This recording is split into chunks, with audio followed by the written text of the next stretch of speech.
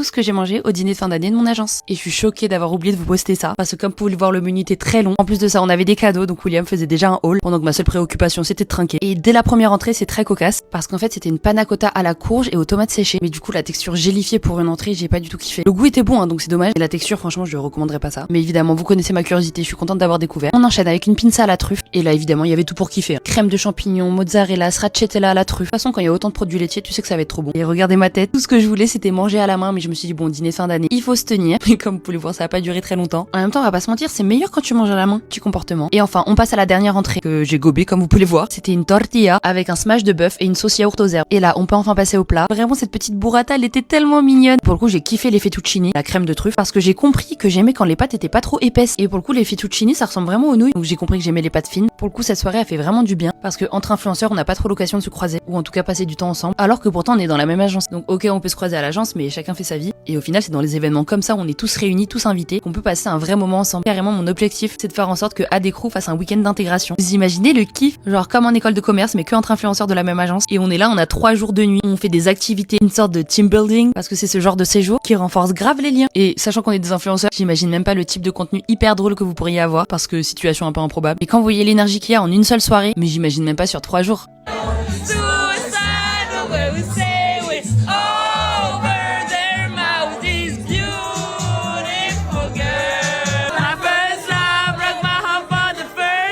Enfin, vous imaginez, Esther, je l'ai rencontrée parce qu'elle est rentrée dans mon agence. Et sans ça, on partagerait pas l'amitié qu'on a aujourd'hui, ni le sport qu'on fait ensemble. Donc c'est sûr que ça pourrait matcher avec plein d'autres personnes. Mais ce qui fait le déclic dans les nouvelles relations, c'est le fait de vivre des choses. Par exemple, Flavien, dans mon agence, je l'adore. On a fait un voyage de 3 jours ensemble pour un festival de films. Et vraiment, c'était un coup de cœur, cette personne. Mais sans ce voyage, j'aurais pas pu le voir. Donc prochaine étape, week-end d'intégration.